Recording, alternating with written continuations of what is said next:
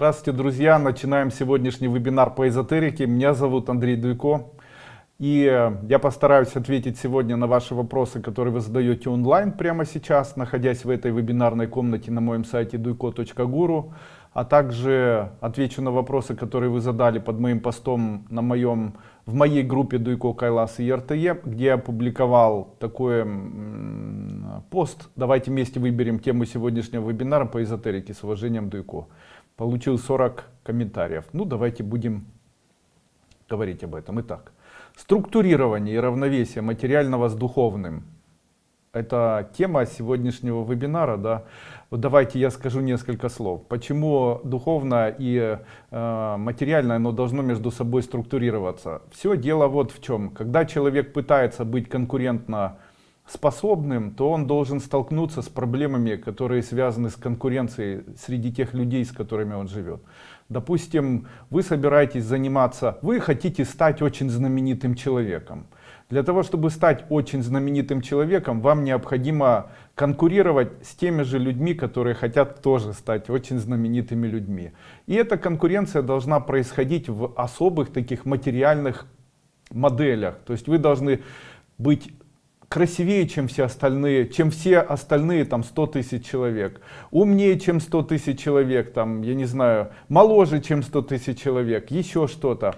Тем самым можно сказать, что конкуренция в моделях нашего материального мира это чрезвычайно сложный путь. И, как правило, этот путь еще и такой не очень хороший, потому что обычно в этой конкуренции не побеждают самые заслуживающие этой конкуренции, а побеждают самые хитрые, наверное, самые изворотливые, ну, может быть, даже самые, в большинстве своем еще и самые богатые. Так я знаю профессоров, которые никогда не закончили хорошо школу и очень плохо учились в институтах и так далее. Это все связано с тем, что конкуренция в материальном мире, она более материальная. И конкурировать в этом материальном мире очень сложно. И здесь такой вопрос, который я в свое время задал себе. Он заключался в том, что а как же нам, обычным, маленьким да лысым, конкурировать в этом мире сложном? Когда у нас за плечами ничего нет, когда мы тоже хотим быть и знаменитыми, и успешными, и, наверное, здоровыми и так далее. И пришла на ум идея такая. Но есть же такие люди, которые ниоткуда да в князи. Ну, и бывают же такие люди, которым вот чертовски повезло. Я это назвал идеей духовной конкуренции. Или по-другому система везения человека. Свою эзотерику я называю системой, разработанной мной системой, которая объясняет, почему человеку везет.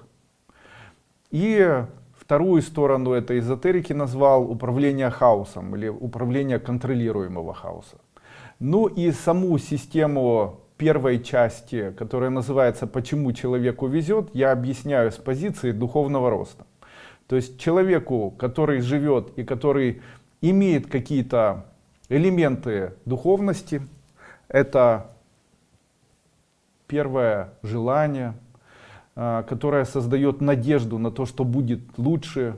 Это внутренний яростный такой огонь, который заставляет человека к чему-либо стремиться. Это даже концепция доброты. И одним словом, вот эти все элементы, когда человек может развивать свою духовность, могут помочь человеку быть более везучим в его жизни. Ну и, конечно же, моя эзотерика, она в большинстве своем объясняет, как можно конкурировать только с помощью развития у себя духовности. То есть быть более добрым, быть более теплым, более ценить близкие отношения, более сильно любить своих близких, свою мать или отца.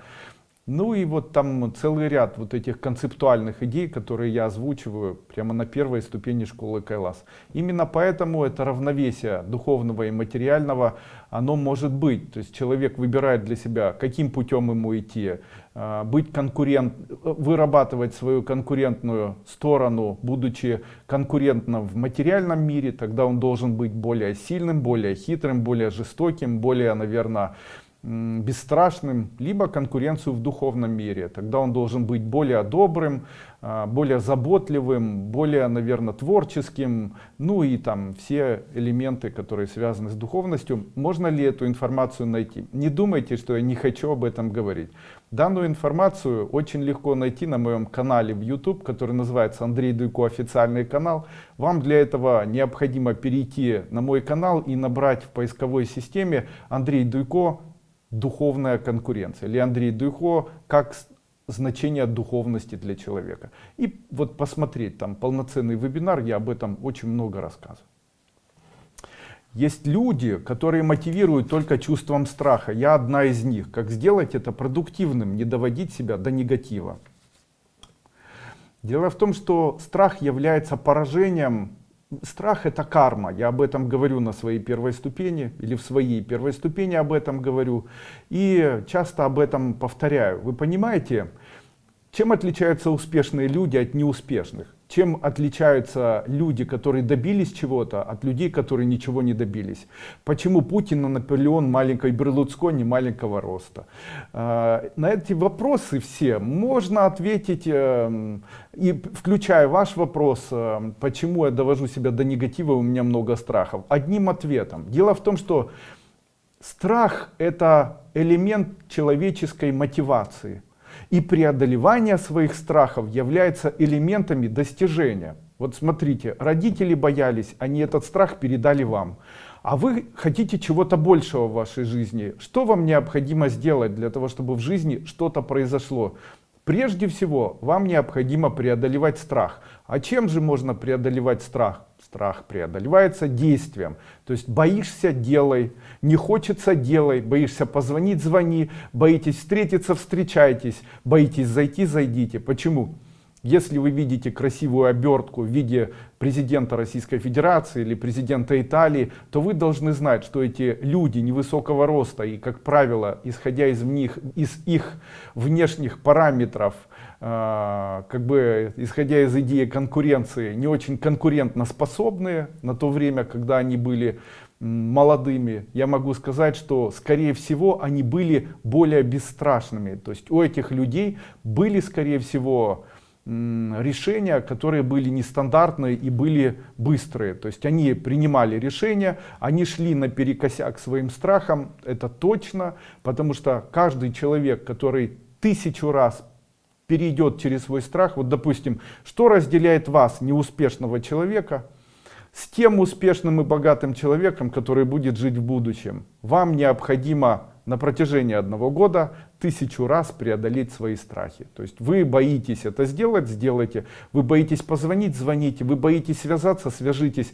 Вы боитесь написать — напишите. Вы боитесь запустить — запустите. Вы боитесь и так далее. Это все вы боитесь является помехой, которую необходимо вычленить и преодолеть. Как не доводить себя до негатива? Для того, чтобы не доводить себя до негатива, необходимо его не искать, потому что очень часто человек, как пылесос, начинает собирать любую информацию, на которую он подписан в социальных сетях. Вы должны знать, как говорил в свое время Лурия, знаменитый психолог, который преподавал в Санкт-Петербурге, как говорит, допустим, современные какие-нибудь там есть психологи, Черниговская, допустим, об идеях нейросети, говорится о том, что у человека есть некие собирательные, воспитательные образы, которые он нарабатывает на протяжении, короткого времени или длинного времени. Вот смотрите, как это устроено. Я, допустим, когда был молодой, приехал к одному мужчине, у меня только начинался бизнес, я приехал, начинал этот бизнес, он был связан с расфасовкой химических компонентов всевозможных. Называлась эта компания «Здоровье детям», и это такой был у меня, шутка такая была, и я собирался этим заниматься. Я нанял 3 специалистов, которые работали в мной ориентованном складе, где мы покупали в больших литражах химические реактивы, после чего их разделяли на маленькие порции там, по 100 грамм, по литру, по пол-литра, и после чего это продавали там, оптом и в розницу и так далее. На разнице это и получалось зарабатывать деньги. Это был один из первых моих бизнесов, очень давно было. И на меня работало 3 человека. Это были мои знакомые, друзья, которых я убедил начать работать вместе со мной. Немного я им платил, работа была вредная, условий не было хороших. Это были 90-е годы. И я по приглашению одного своего знакомого приехал на подобный бизнес. К нему и увидел, как он ведет бизнес. Он вышел к своим работникам и начал их оскорблять. Начал кричать: надо быстрее, пошел вон и так далее. То есть я до этого не знал, что можно так себя вести. Поэтому он меня обучил этому.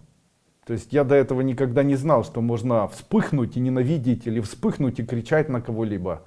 Ну и я подумал, что я могу этому обучиться. Ну вот, на второй день я утром пришел, и кто-то из этих людей как-то себя повел, и эта ситуация была типична той ситуации, которую я видел у своего товарища. И научившись у него, я точно так же вспыхнул, завелся, накричал на этого человека, обматерил его. После чего они поговорили между собой, и уже до вечера у меня не было ни одного сотрудника. То есть они все вместе собрались и ушли. А тогда еще не было телефонов сотовых, я позвонил по обычному телефону, я говорю: а куда вы делись? Он говорит: а мы не хотим с психически больным человеком работать. Ты больной, мы с тобой не хотим работать. К чему я это говорю? Дело в том, что безобидные социальные сети, которые вы посещаете и делаете это очень часто, они моделируют поведение, которое не свойственно поведению вашему. Очень часто, допустим, девушка молодая, которую вырастили очень благородные, хорошие родители, которая знает точные науки, которая, в общем-то, хорошо выглядит, начинает смотреть Инстаграм страницу или там ТикТок страницу или Ютуб страницу, где она обращает внимание на поведение тех людей, которые выступают там. Возможно, под личиной общей красивой этикетки, которые преподносятся этими людьми, возможно, это специально смоделированные ситуации. Каждый хочет хайпануть или каждый хочет набрать аудиторию. Возможно, вот знаете, как я недавно говорил, один мужчина говорит: мне очень не нравится, когда женщины ходят оголенными или очень сильно оголенными по улице, потому что это мешает мне жить. Почему они так делают? Я ему говорю: понимаешь, дело в том, что они хорошие, эти женщины. Просто они смотрят на инстаграм страницы тех людей, кто снимает себя оголенным для инстаграма, не понимая, что это для инстаграма, что в жизни они, скорее всего, по улице так не ходят. Но те люди, которые смотрят чужую жизнь, они это воспринимают как идею для того, чтобы жить повседневно. И одевают на себя эту ситуацию. Допустим, женщина в инстаграме выкладывает свои полуоткровенные видео или фото, и они думают, что она ходит в повседневной жизни именно так. И начинают себя вести в повседневной жизни, принимая это за традиционное поведение успешного человека, который на самом деле просто хайпанул. Ну и также происходит в большинстве своем, когда человек начинает получать информацию в интернете, она может в вас влазить, если можно так сказать, или заполнять ваши нейросети, ввергаясь или вторгаясь в ваши поведенческие и в ваши идеологические, создавая ваше поведение и вашу идеологию, вторгаясь в ваши намерения и в общем-то, в вашу жизнь, внедряясь в эту жизнь. Таким образом, глядя, допустим, на людей, которые ведут себя неадекватно, вы сами того не замечая, можете почерпнуть какие-нибудь элементы поведения, которые в дальнейшем могут у вас проявиться.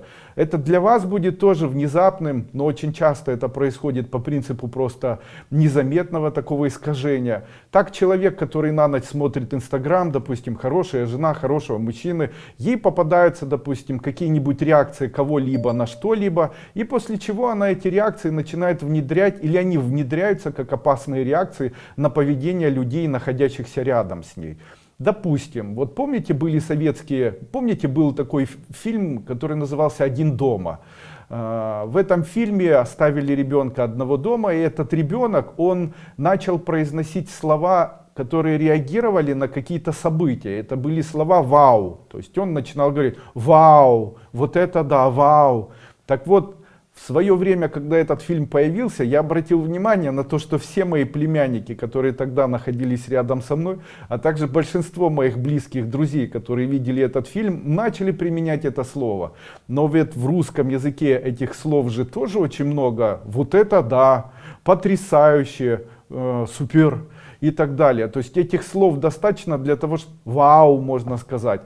И вот эти слова вау и слова, которыми переводил переводчик и которые они видели с экранов, они независимо от человека внедрялись и становились их поведением.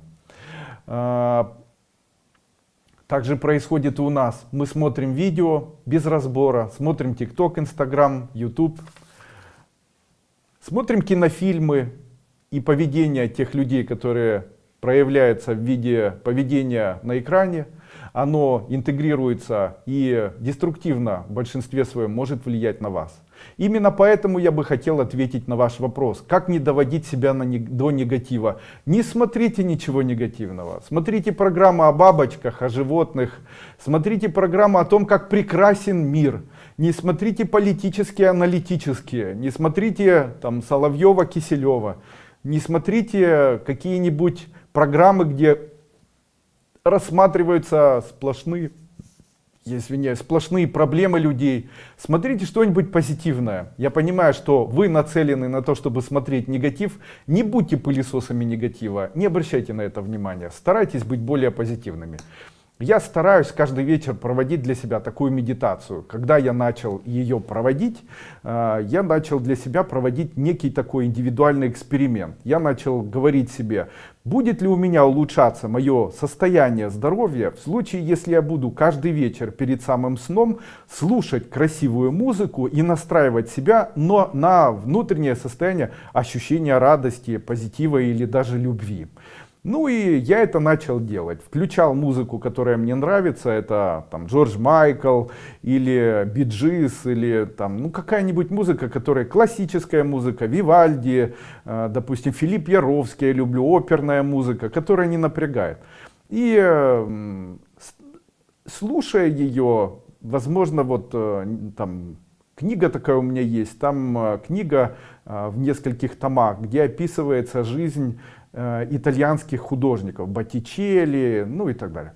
Рафаэль, Микеланджело, Леонардо да Винчи, и там репродукции. Вот я перед тем, как заснуть, рассматривал эти картины знаменитые, конечно, потрясающей красоты, настраивал себя на какое-то теплое такое состояние, гладил после этого рукой свою жену и после чего выключал свет. Никакой дополнительной информации, ни телеграмма, ни тиктока. И что вам сказать, я утверждаю, что на этом фоне произошло похудение, омоложение, улучшение внутреннего самочувствия, улучшение проявления идей, адаптация начала происходить. То есть если появляются какие-то неприятности, то я на них так не реагирую. Более теплые отношения появились в семье и так далее. Ну, скажите, это же и есть доказательство наличия у человека нейросети, по которой или из которой он формирует свое поведение. Зачем вы смотрите гадость? Слушайте, смотрите что-нибудь хорошее. Дальше. Как обрести здоровье, написали вы. Вот, хорошая тема, мне она нравится. Итак, почему люди болеют? Когда человек стремится к духовному росту, он должен понимать, что основное качество духовности у человека — это ощущение радости и проявление его доброты.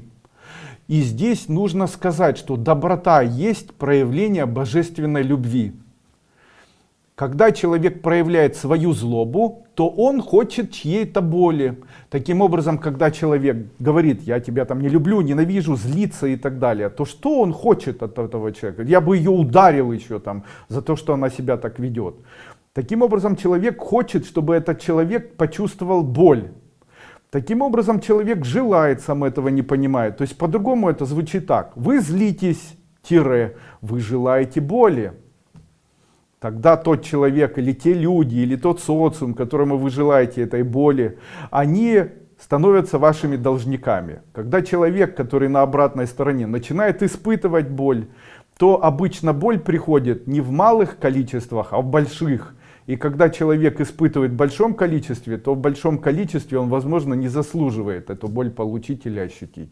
И в этот момент происходит обратное движение боли в вашу сторону. Тем самым можно сказать, что человек накапливает состояние болезни в тот момент, когда он испытывает состояние злости по отношению к себе, к окружающим его людям и по отношению к тем людям, которые живут вне его. Как это происходит? Это разочарование приводит к злости, ненависть приводит к злости, эгоизм приводит к злости и так далее. Есть Будда. Его изображают обычно в виде такого синего Будды. Это есть описание этого Будды синего цвета. И есть книга, которая называется Варь Дурьян Бо, что в переводе на русский язык обозначает Будда цветом ляпис лазурит, или Лхантхапс, который буквально звучит как синий цвет.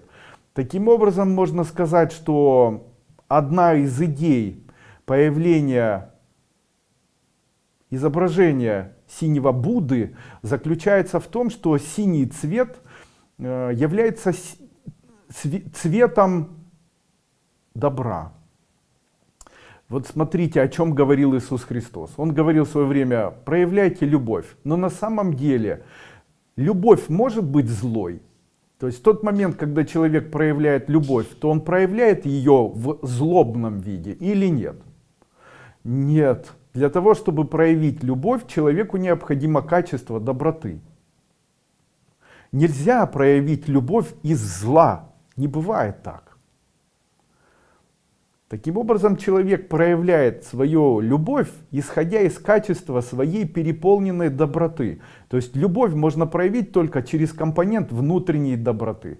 Я добр настолько, что я могу проявить свою любовь. Вот без вот этого качества доброты этого сделать нельзя.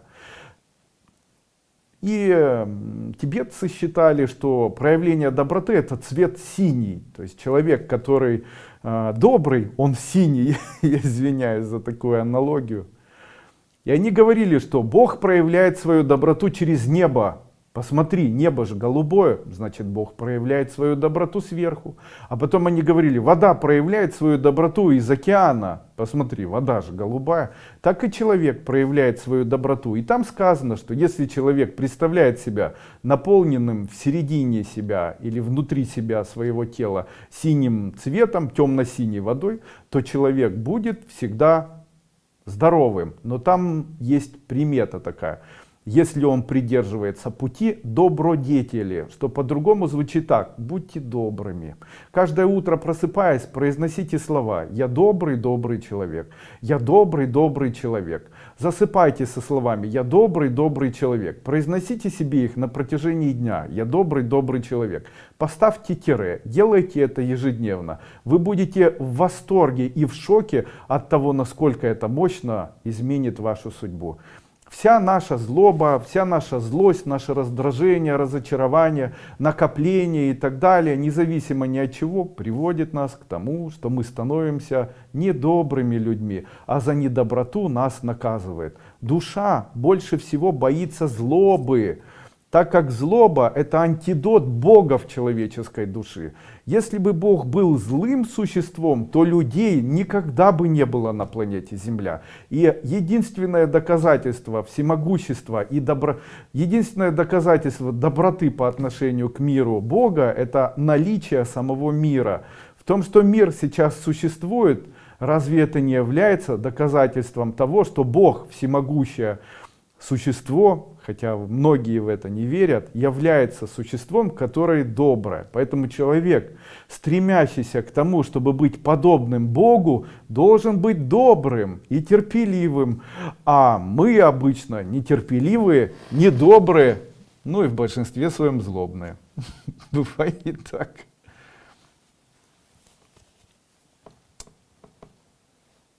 Людмила Коваль: я ученица ступени, безгранично благодарна вам за труд, умения, работаю участвовала на практике «Золотой Будда», делаю практики, сажусь в зеркало, бутылку врагов, по практике обнимаюсь и танцую, у меня ничего не получается. Они как ненавидели, так и ненавидят меня, говорят гадости, врут. Пожалуйста, подскажите, что мне еще делать? Вот смотрите, я вам сейчас объясню.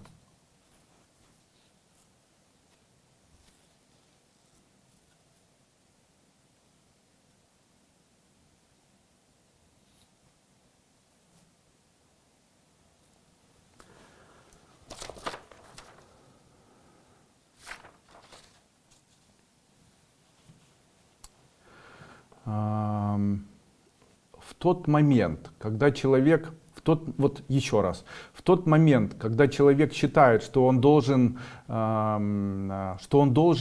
обезопасить себя от тех людей, которые есть, то он должен знать, почему это происходит.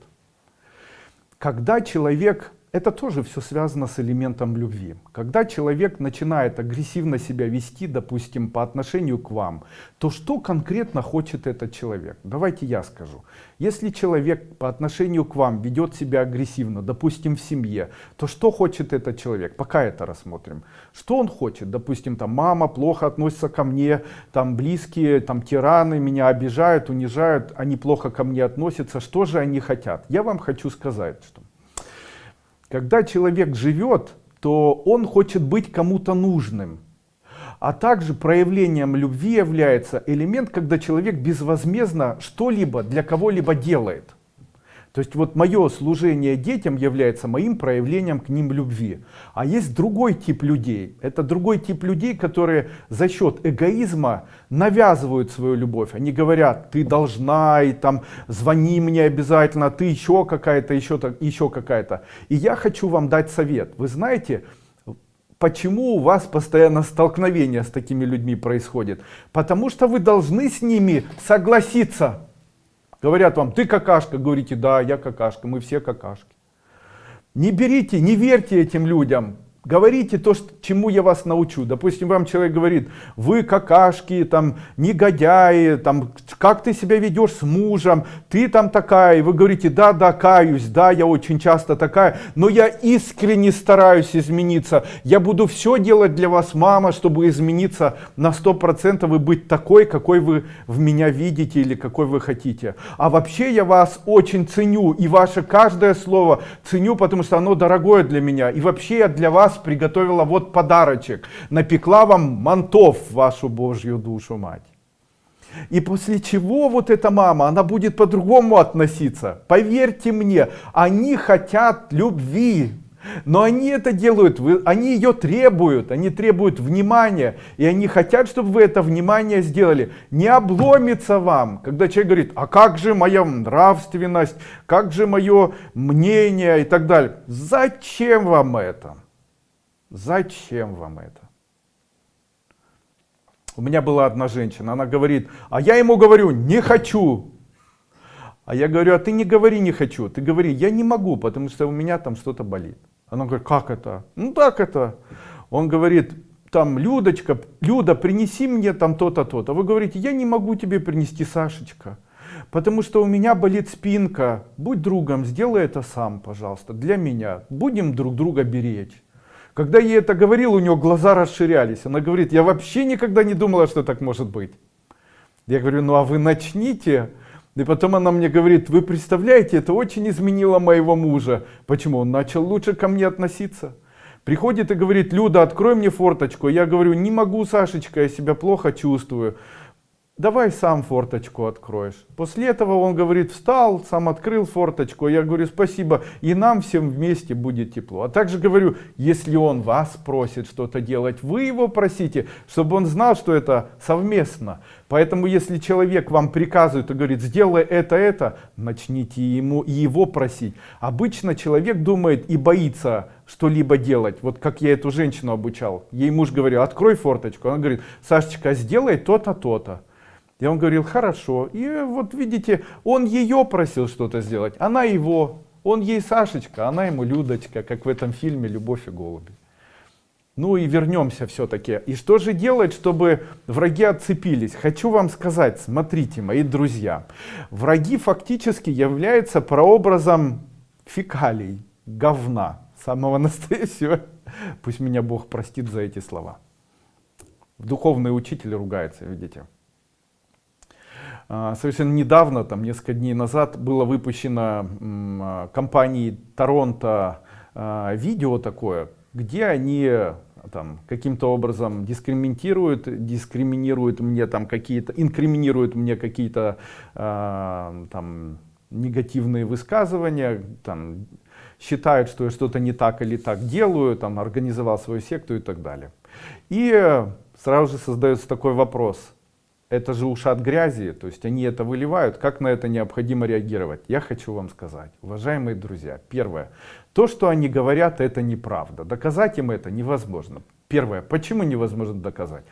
Для того, чтобы умный человек дураку что-либо доказал, он должен разговаривать с ним на одном языке и обучить его либо своему уму, либо опуститься до его уровня и разговаривать с ним на его уровне. Так вот, умному человеку бесполезно доказывать что-то дураку, потому что, имея ум, опуститься на уровень дурака невозможно. И, естественно, это самая большая проблема. Поэтому в случае, если вы умный человек, вы дураку доказывать ничего не будете никогда. Почему? Он не поймет. Это бесполезно делать. Второе, если это говно, которое люди выливают, то тогда оно в свою очередь может меня загрязнить. Поэтому если я на него обращаю внимание и прикасаюсь к нему, то я сам могу быть человеком пахнущим. Поэтому первое, не обращайте на это внимания. Второе, говно может превратиться в навоз. А навоз в свое время может превратиться в самое настоящее удобрение. А в хорошем удобрении проявляются очень хорошие условия для развития чего-то хорошего. Именно поэтому, если на вас льют, если на вас говорят, если против вас ведут, то необращение внимания со временем создаст условия, при котором вы начнете процветать. Главное, не прикасайтесь к этому. И тут сразу же момент, Андрей Андреевич, ну а как же тогда справляться с этим состоянием, которое у меня возникает, когда я слышу эту информацию и начинает она меня раздражать и так далее? Есть эзотерический метод. Возьмите листок бумаги и напишите на этом листе бумаги историю о том, как бы вы им отомстили. Говорю это серьезно, потому что это исключительно психическая проблема, исключительно психологическая. И накапливать в себе вот такую гадость не нужно. Вам необходимо написать статью. Вот, допустим, взяли лист бумаги и напишите статью. Допустим, там есть люди, которые против вас что-то плохое говорят. А вы напишите статью для себя на листе бумаги, допустим, почему вы считаете, что они негодяи и не должны этого делать, потому что они там, и начните писать это, и после этого придумайте, как бы вы хотели этим людям отомстить. Написанное намерение на бумаге сложите и положите где-нибудь. Теперь это будет являться письменным договором между их злом и вашей нейроидеей. Данная нейроидея, которая написана у вас на бумаге, создаст условия, поверьте мне, при котором они больше никогда в своей жизни не захотят делать вам ничего плохого. Это удивительный такой метод, поверьте мне, он 100% работает. И следующее. Задайте себе вопрос. Если вам рассказывают о том, как плохо к вам относится кто-либо на рынке, тогда спросите у того человека, кто вам это рассказывает, для чего он это делает, какую он цель преследует, зачем вам это знать. Жили бы вы себе и ничего ни о ком бы не знали. Кто этот человек? Как пел в свое время, а тот, кто крикнул из ветвей, жираф большой, ему виднее. Помните, в этой песне говорится, что а кто же виноват? Вот тот, кто кричал, тот и виноват.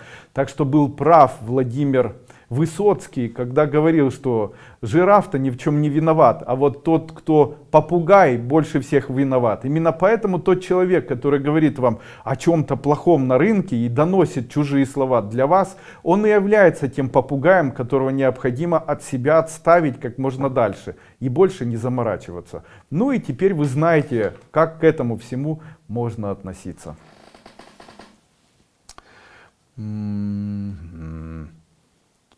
Лариса Мирошниченко. Прохожу самостоятельно вашу школу. Первую ступень. Снится сон. Безграничный синий океан. И меня пригласили научиться плавать. А мне страшно. Это как-то связано?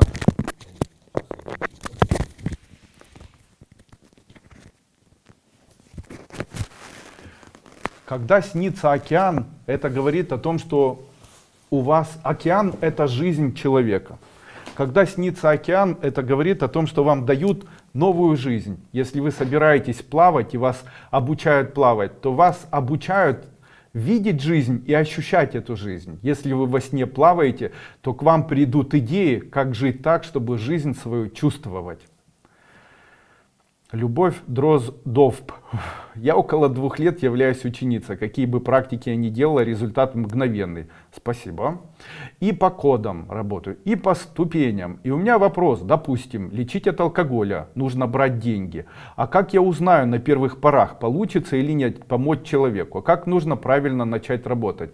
Я хочу вас разочаровать. Даже в случае, если вы закончили сейчас ступени свои, даже 7 ступеней, и уже прошло там 3-4 года, я могу сказать, что силы такой, которая может помочь вам так повлиять на другого человека, чтобы он бросил пить, у вас, к сожалению, еще нет. Почему я это говорю?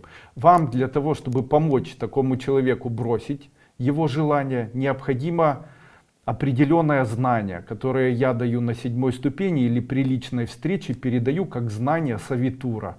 И вот этот совитур, который я передаю, это та энергия, которая дистанционно может помочь другому человеку бросить пить. Поэтому можно изменить судьбу, чтобы человек бросил пить. А впрочем, от меня рекомендации.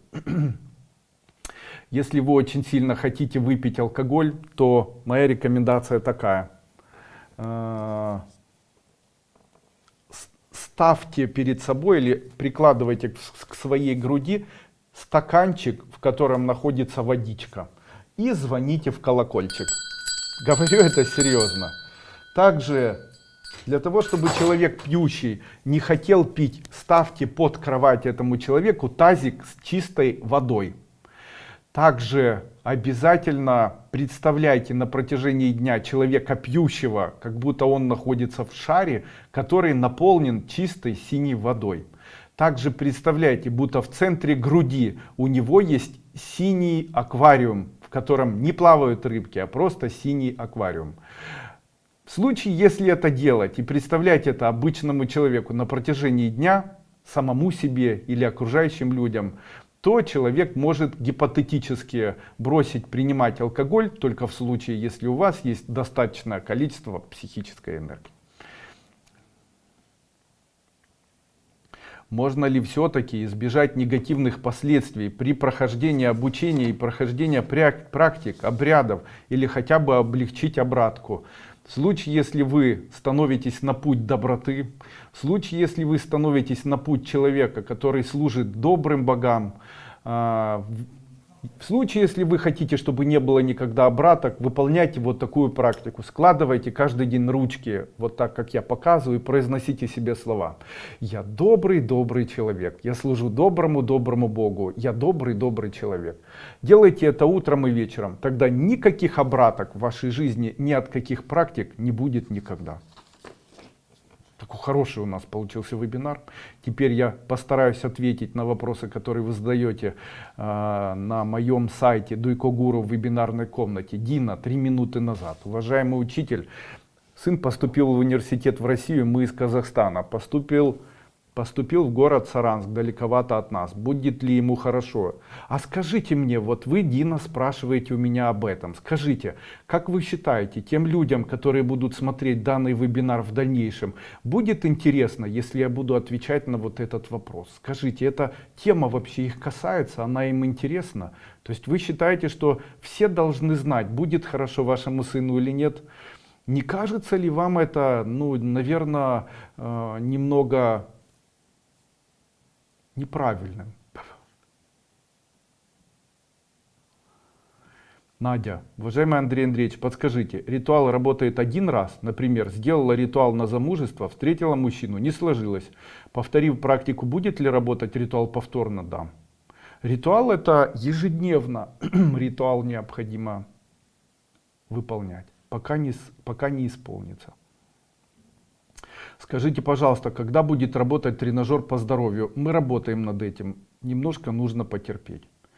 Пожалуйста, объясните.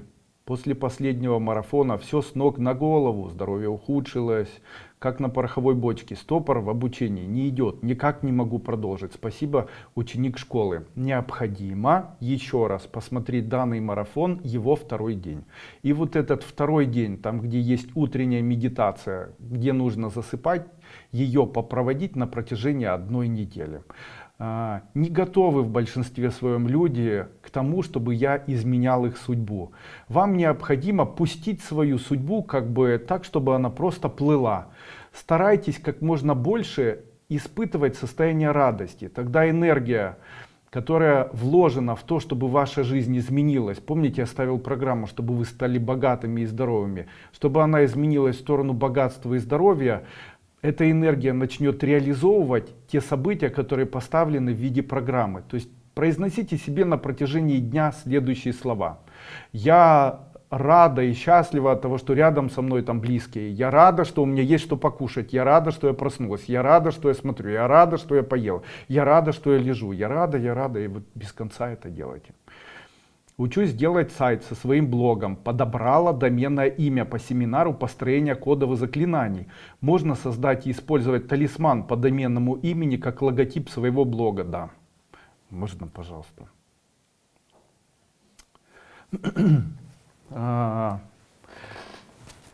Есть семинар, который называется «Символы Sunshine».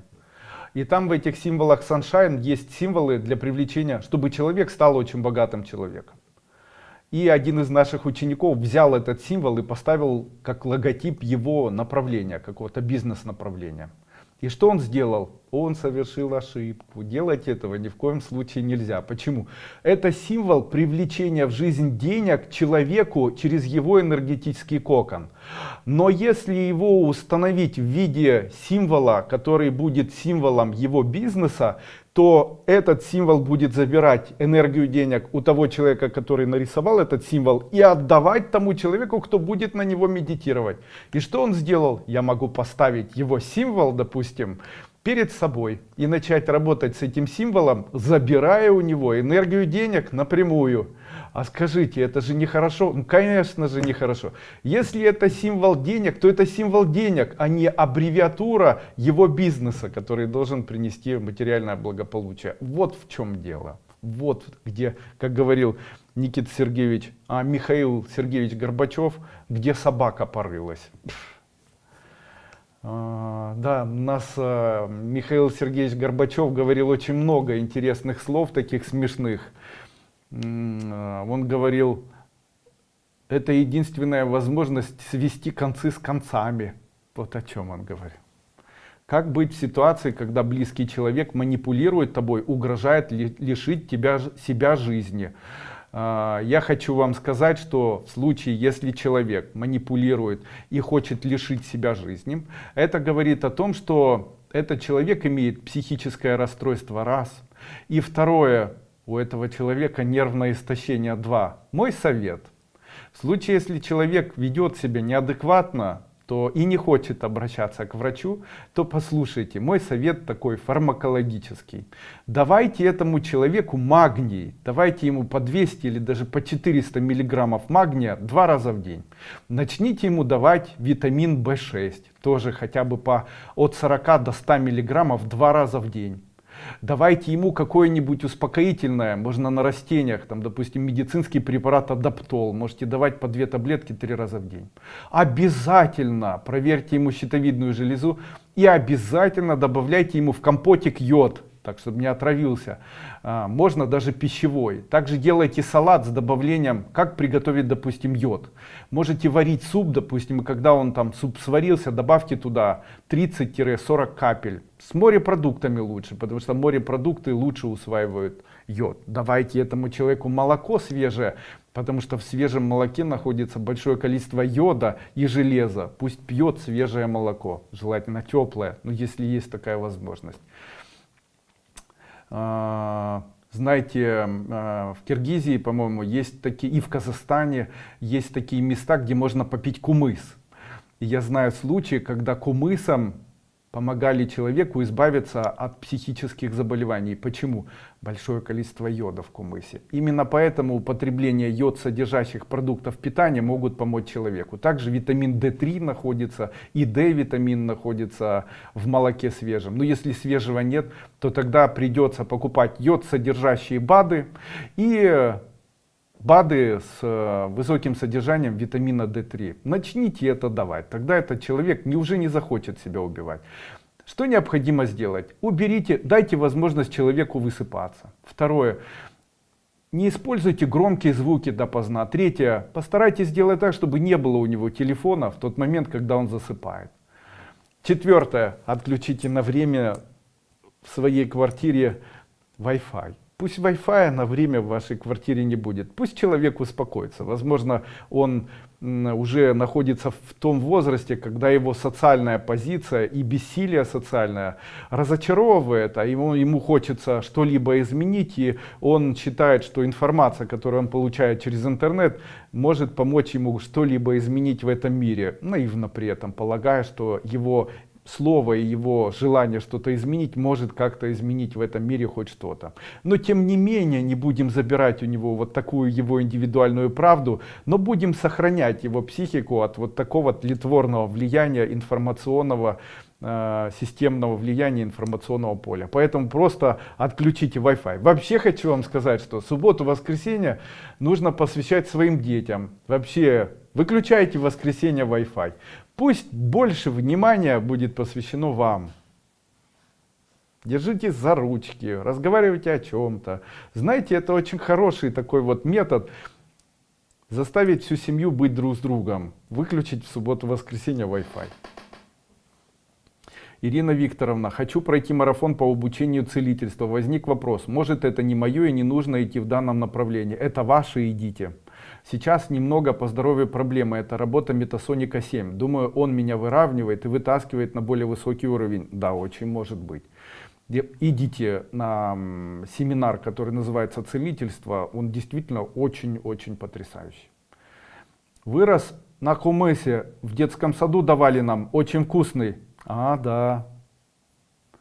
Очень вкусный. Кумыс — это большое счастье. Вообще дети, которые пьют кумыс, избавляются от многих заболеваний. Вот даже наш Илья, он очень умненький, хорошо закончил школу. Илья, вы в 11 лет прошли все ступени школы Кайлас, да?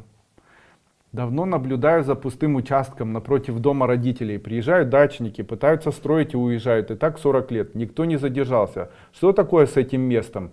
Скажите мне, это зачем мне это говорить? То есть, если вы собираетесь купить, то я у вас это уберу. А если так просто порассуждать, ну, эта информация, она для нашего вебинара ненужная. Возможно, там закопали что-то. Возможно, есть чья-то ограда. Возможно, поставили символ какой-то. И никто не может в этом месте находиться. Скажите, какие практики можно делать беременным? Беременная женщина должна знать, что все 9 месяцев вынашивания ребенка фактически обозначают 90 лет жизни человека. Таким образом, если на 4-й месяц она начинает психовать, то у ребенка в 40 лет начнутся плохие ситуации в его жизни. Но вы же хотите радости и счастья для вашего ребенка. Наполните. Все 9 месяцев старайтесь максимально наполнить ваши события и ваши чувства вот этой невероятной красивой энергией. Старайтесь много радоваться, смотрите красивые, рассматривайте там красивую живопись, допустим, слушайте прекрасную музыку, влюбляйтесь. Пусть у вас будет влюбленное настроение, радостное настроение, теплое, проявляйте любовь, заботу к мужу.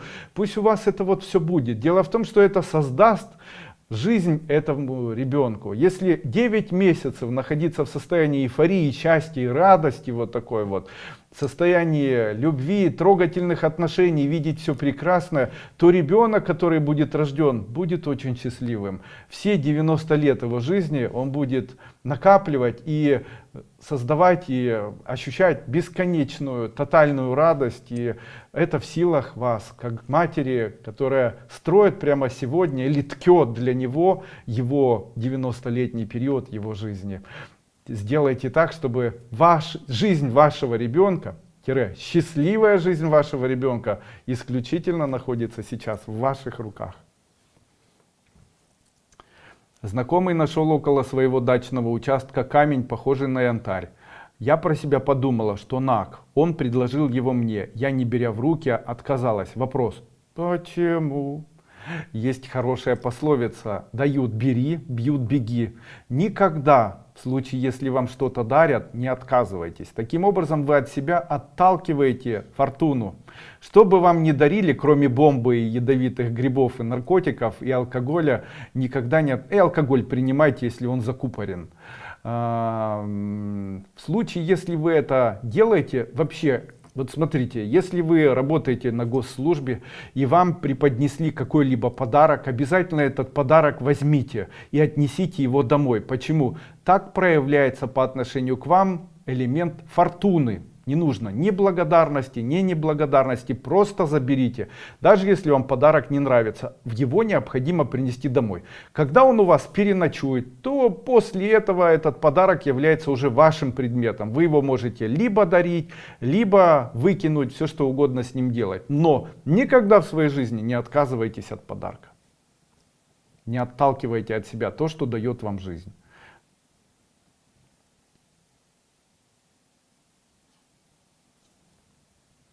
Кузьмина Татьяна. Вы рассказали про море. В какое время море забирает проблемы, в какое дает здоровье. Море на протяжении всего дня забирает проблемы человека. Если человек смотрит на море, его проблемы и болезни уходят. Но здоровому человеку на море смотреть не нужно, потому что море может забрать здоровье. А когда море забирает вообще, когда море дает что-либо, море дает, и есть некие такие ворота, которые открываются в 11 часов вечера и заканчиваются в час ночи. Если человек ночью с 11 до часа смотрит за линию горизонта в темное море, то такое темное море, оно может помочь ему реализовать его желания. И такое море может помочь человеку стать очень молодым, красивым и добрым. Это очень эффективная практика. Есть еще эзотерическая практика накручивания женихов. Если вы сейчас поедете на море, то обязательно накрутите себе женихов. Необходимо зайти по горло в море. Необходимо, желательно, чтобы это было в вечернее время больше, чем в дневное. И не закрывая глаза и не думая ни о ком, держа руки так, чтобы они лежали на воде, крутитесь против часовой стрелки. Ничего при этом произносить не нужно. Это знаменитый арабский метод, который помогает человеку накрутить женихов. Обычно в случае, если полнолуние, то лучше работает. Если нет полнолуния, чуть-чуть хуже.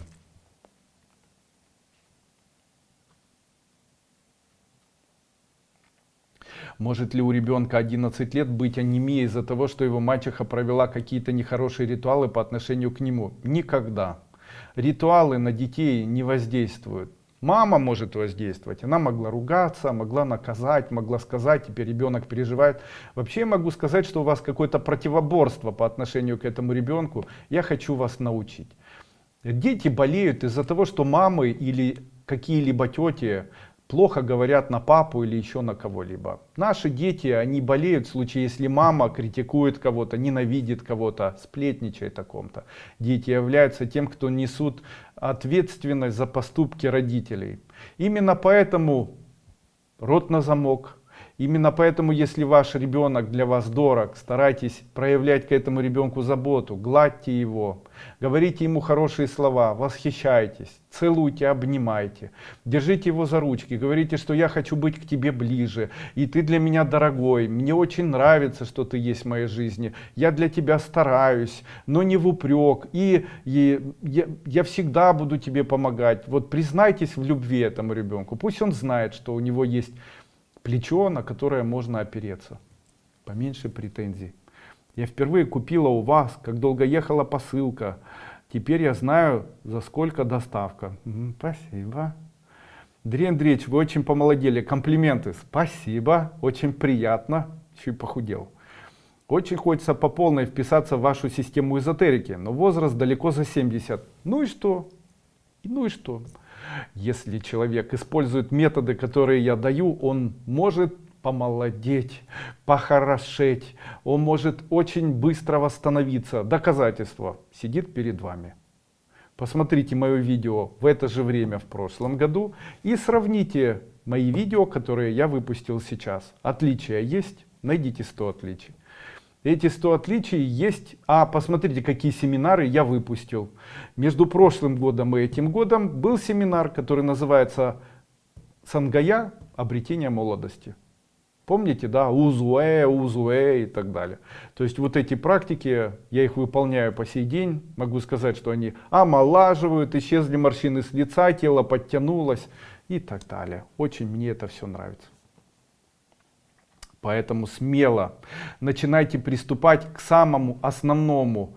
Это прохождение первой бесплатной или первой платной ступени эзотерической школы Кайлас. Сделайте это прямо сегодня. Не затягивайте. Я хочу вам сказать, что если у человека есть желание изменить свою судьбу, то он правильно здесь находится. Перейдите на мой сайт Дуйко Гуру, найдите первую ступень школы Кайлас в бесплатном или платном варианте и пройдите ее. Прослушайте все эти 10 дней или все эти 10 занятий и используйте. Хуже вам не станет. Я точно гарантирую, что у большинства людей, которые прошли школу Кайлас, жизнь разделилась до прохождения школы Кайлас и после. И чем же отличается их нынешняя жизнь? Это успех, везение, это радость, почет, уважение, это управление своими эмоциями, это желание двигаться дальше, это радость, материальный успех, любовь близких и так далее. Все только со временем улучшается.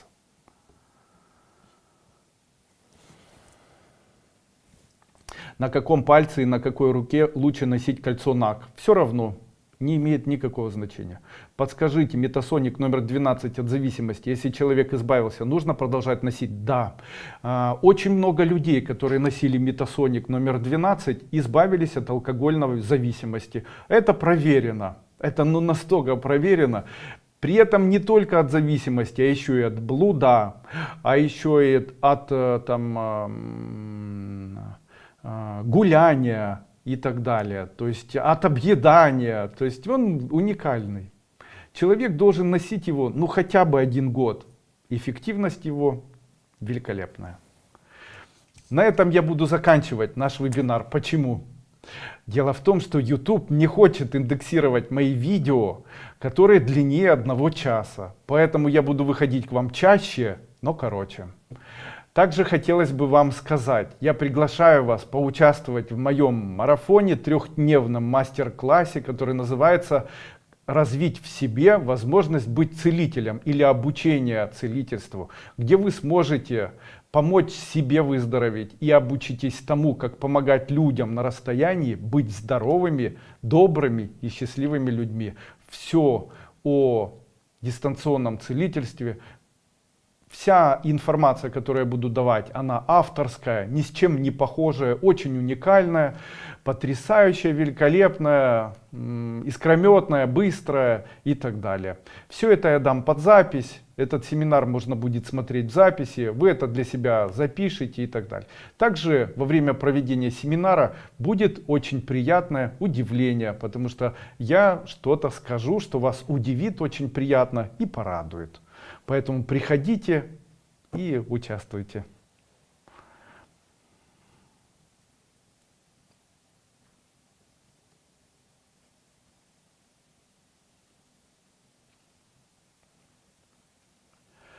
И вместе мы сила, товарищи. А раз вместе мы сила, то мы можем друг другу поддерживать. И именно поэтому я вас прошу сделать вот что. Когда закончится данный вебинар, найдите его в YouTube, после чего опубликуйте данный вебинар на своих страницах в Фейсбуке, также в своих группах, которые находятся в Фейсбуке или ВКонтакте.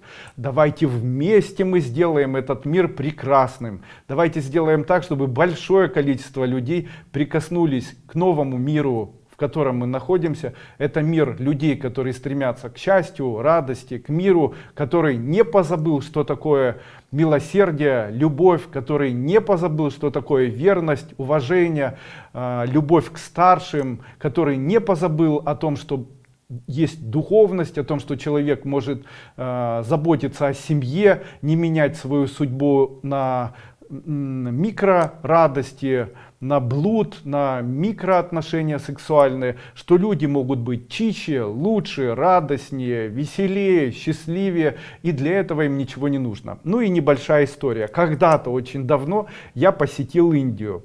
И однажды, когда путешествовал по Индии, мы шли в одном из городов, вернее это была деревня рядом с Бомбеем, и мы шли в деревне такой, где были очень такие очень бедные люди. И в этой деревне я увидел человека, по-нашему это бомж, по их это неприкасаемый, то есть это человек, который находился в тряпках каких-то, и этот человек курил сигарету.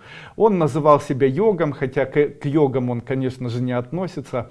Это таким образом он объяснял себе, почему он тунеядец и не хочет ничего в жизни делать. Что меня поразило у этого человека? Меня поразило его глаза. Они были счастливыми. Я подошел и начал говорить: мне очень жаль вас. Почему? Потому что вы такой несчастный, грязный и так далее. А он говорит мне: а мне жаль вас. Я говорю: а почему вас меня жаль? Он говорит: потому что я несчастный, по-вашему, но я испытываю здесь бесконечное состояние радости. Мне приятно жить. А вы испытываете со всем своим вот этим мотлохом состояние радости? И я тогда задумался. У меня было на то время автомобиль и недвижимость. Я достаточно хорошо зарабатывал, но у меня не было радости. Я не знал, что это такое, быть просто радостным человеком. А у него было. И вы знаете, он был счастливее меня, хотя у него ничего не было. А у меня было все. Но почему же у меня не было счастья? Много времени прошло с тех времен. И я хочу вам сказать, уважаемые друзья, найдите возможность быть счастливым человеком. Вам для этого ничего не нужно. Просто найдите возможность не заморачиваться вот этими всеми заморочками, которые есть. Правильно, неправильно, нужно, не нужно, дадут, не дадут. Помните, вы завтра можете не проснуться. Именно поэтому, кто будет править и кто победит, для вас может быть не актуальным завтра. Завтра может не начаться. Именно поэтому найдите возможность сегодня сделать свою жизнь такой, чтобы хотя бы было спокойствие, хотя бы было чувство тепла. Не нужно клевать и убивать близких людей, гладьте их, им это необходимо. Если рядом находится человек, который кричит и имеет к вам претензии, выслушайте, скажите: конечно, я со всем этим согласна, я полностью это все принимаю, я тебя тоже люблю, все в порядке, не нужно мне ничего доказывать. Найдите в себе возможность хотя бы успокоиться, не колотите себя, вы все равно проживете эту жизнь от самого начала и до самого ее конца. И то, как вы ее проживете в радости или в огорчении, это только индивидуально ваш выбор. Старайтесь, и в вашей жизни все получится. Будьте добрыми людьми, делайте так, чтобы в вашем сердце была доброта, и тогда Бог заполнит вас и даст вам совершенно новую духовную жизнь. До свидания.